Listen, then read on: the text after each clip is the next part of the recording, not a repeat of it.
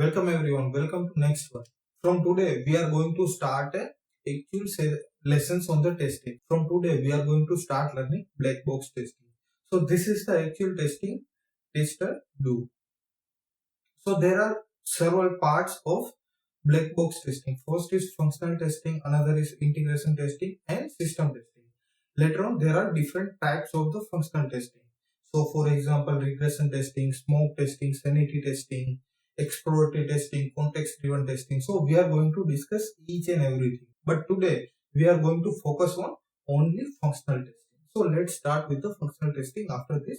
Camera rolling, action.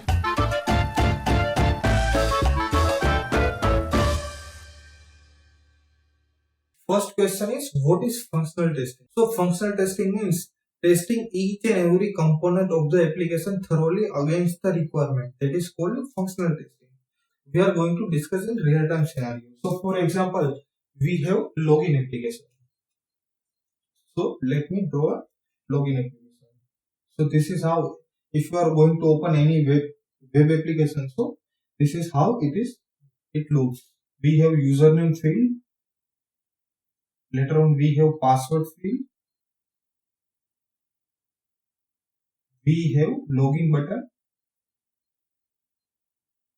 Later on we have, if some website has what written, if you are a new user, then you have here sign up button and here forgot password. Forgot password. If you are going to forget the password, then you can click here and you can recover your password.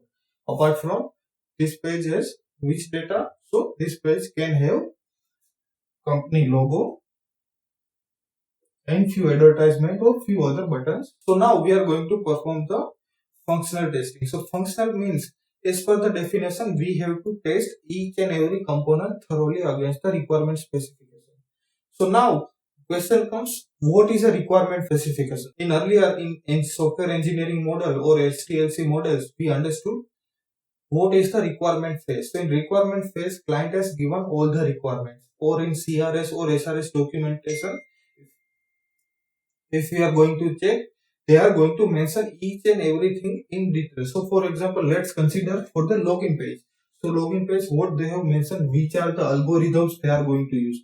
But it is going to a part of the white box testing, but still we are discussing here the only functional testing. So for username field, there are certain requirements. So for username field, for example, in username field is going to accept 3 to 32 characters. Later on, it can have a numeric and alphanumeric. So this is my first requirement. Second requirement, numeric and alphanumeric. After that, it has to be unique. So for example, if I am logging to any application using my Gmail ID, contact@fundutester.com, so no one can use that Gmail ID or that mail ID. So it has unique email ID or unique username. Later on, you cannot enter the special character or emojis. If you are going to open the any mobile field or anything, you can have in keypad, you can enter anything, but this field is restricted with these two characters, so no other special characters. Later on, we are going to do for the password. So password also, we have the same requirement. Password also, first of all, 6 to 32 bit. Then in password, there are few extra conditions, or based on the application, they are going to add the extra validation. For example, if you are talking about the simple application or normal blog post or anything, you can have any password. But if you look about the other applications, for example, more secure applications like bank applications or schooling software or health software, so it can have little complexity. How it works? So generally what happens in the password field, they have given some requirements. So it should be 32 bit. Then it should have, password should have one special character, one capital letter and small letter. For example, 4 small letter, and total length will be 6 to 32. So it has to fulfill this all the criteria. So this is how password field work. And there will be a login button. So in login button, we only check if after entering the username and password, login button is the functional or not. So what happen in the few applications, if you are going to, if you are entering username and password, after that only login button will be enabled. Enable means before entering it will be in light color. So once you enter the data, it will be pop up or it will be highlighted or it will be dark color. So this is called, once you enter this data, after that only this field will get highlighted. So this is the another requirement. Later on, it can have multiple other requirements. So what other requirements can be? Or have you ever observed the login page? So it can have, for example, let's say if you are missing this field, username, and you are going to directly enter the password. So by that time, login button should not enable. Otherwise, what happen in few applications? If you are directly clicking on the password button, so you can see mouse over here. So by that time, this field will display the error message, or this field will become the red instead of black. It will become red, and here it will display the error message. Please enter valid username. Or sometimes it will, if you enter the username and you are not going to enter the password directly, you are going to click on the login button, so it will display, this field will get red or error message will be displayed, or sometime explanatory sign will here, it will be pop up and it will ask please enter valid password. So this is the basic validations, and these validations are called as a client side validation. So if we are client means we are logging through the any browser or any Android application or iOS application. So these applications will work as a client. So don't worry about this term. We are going to discuss what is a client and what is a server in depth in further sessions. This is how application will work, and this is the how requirement looks. So now we need to test this requirement thoroughly. So how can we test this requirement? So based on the scenario, we have to write test cases. So first what we are going to do, first we are going to check this requirement. This is my first agenda. I am going to test only this requirement. So what happens? First I am going to enter 6 to 32 character. So I will add 6 to 30 character. After that I will try 5 character. I will try 33 character. I will try 6, 7, 8, 9. So there are multiple ways I can enter. So this is again, it will be a test design technique. So boundary value analysis, error guessing analysis. So this is called a test design technique. So this also again we are going to discuss in depth. But first question is, what we can test is 6 to 32 characters. If it is accepting 6 to 32 character or not. So this is my first test case. Another test case will be numeric or alphanumeric. It should take numeric, alphanumeric. Second will be only numeric. Third will be only alphanumeric. Then numeric alphabets. With these two requirement, I can have 4 test cases. Later on, we can have a unique test, unique username. So for example, I am going to enter fundutester@gmail.com. So this has to be my username. It has to be unique. If it is not unique, then error message should be displayed.